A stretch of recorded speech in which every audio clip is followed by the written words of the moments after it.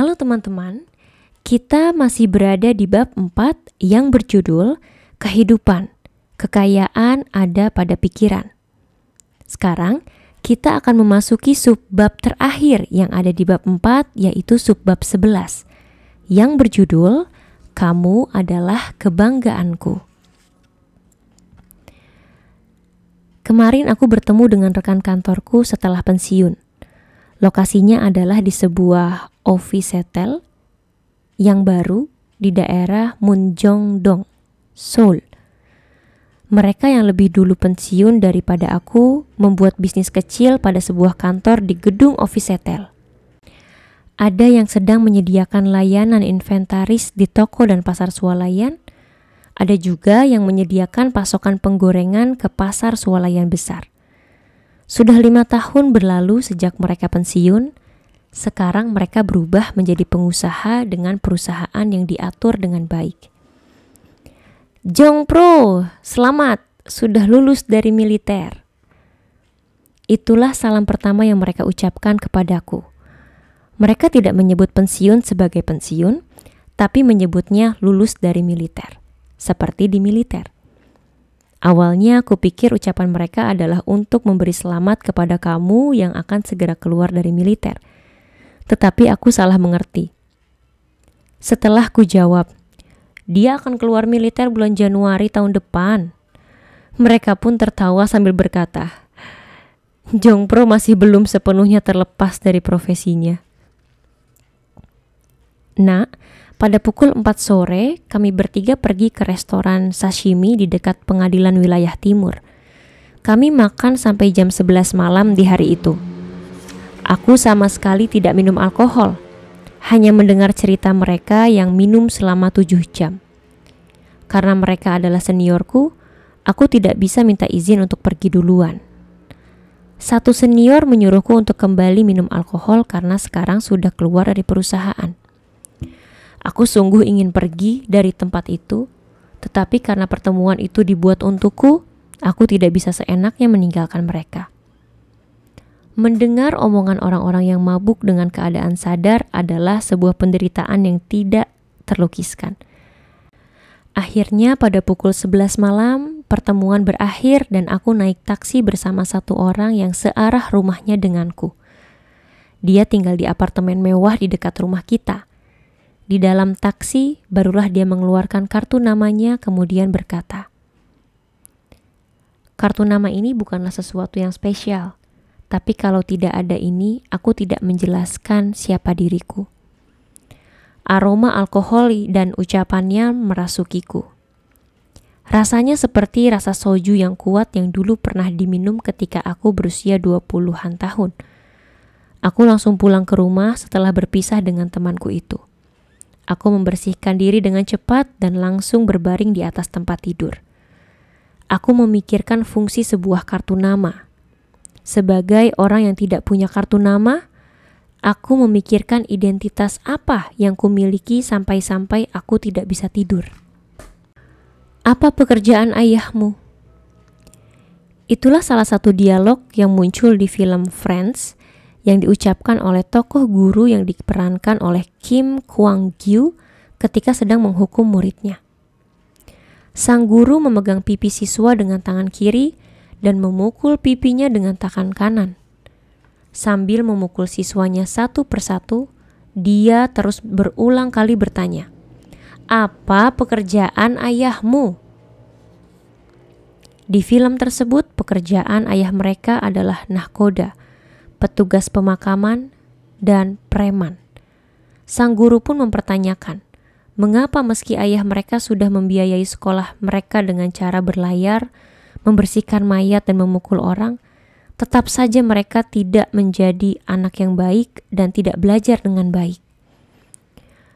Guru-guru di masa itu sering menggunakan pekerjaan ayah siswa untuk mendapatkan pembenaran.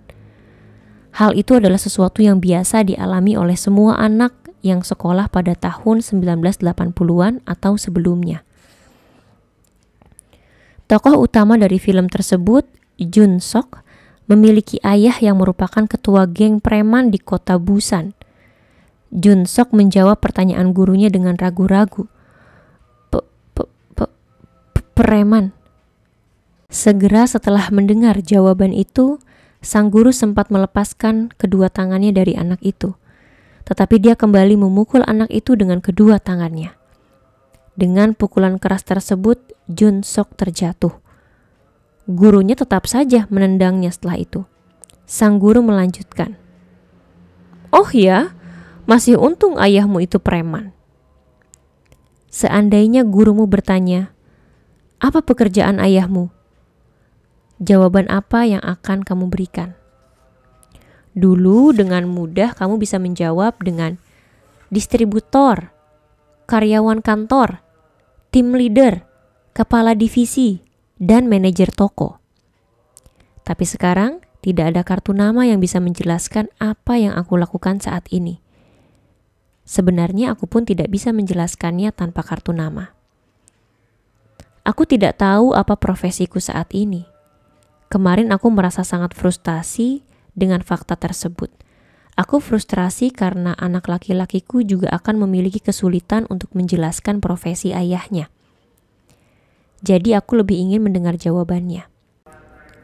Aku ingin tahu seperti apa aku bagimu dan saudaramu. Ini adalah kalimat yang sekaligus mempertanyakan apakah aku sudah hidup dengan benar atau belum. Kamu sekarang sedang berada di dalam pelatihan militer. Tempat kamu bisa bertemu dengan beragam orang. Kamu hidup berdekatan dengan orang-orang. Kamu mungkin sudah banyak melihat berbagai sisi dari orang-orang tersebut.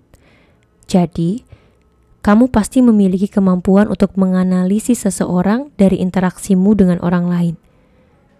Kamu juga pasti bisa mengamatiku dengan lebih dalam. Aku ingin sekali mendengar cerita dari anak laki-lakiku yang sudah berubah. Apa pekerjaan ayahmu?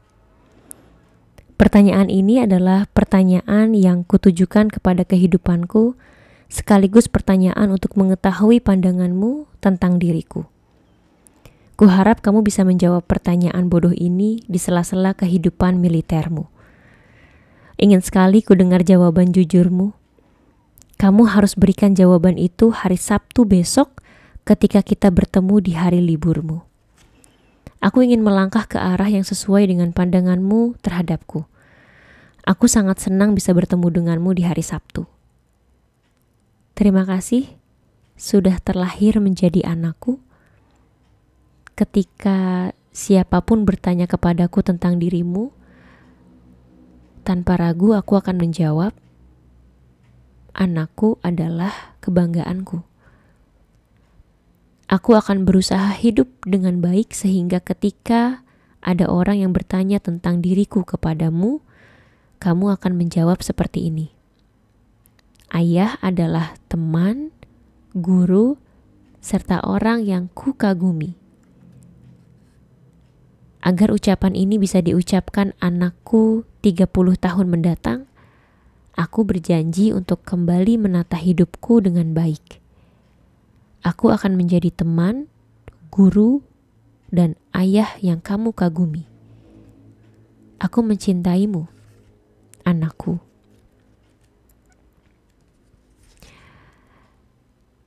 Ini adalah akhir dari subbab 11 yang juga menjadi subbab penutup di bab 4 yang berjudul Kehidupan.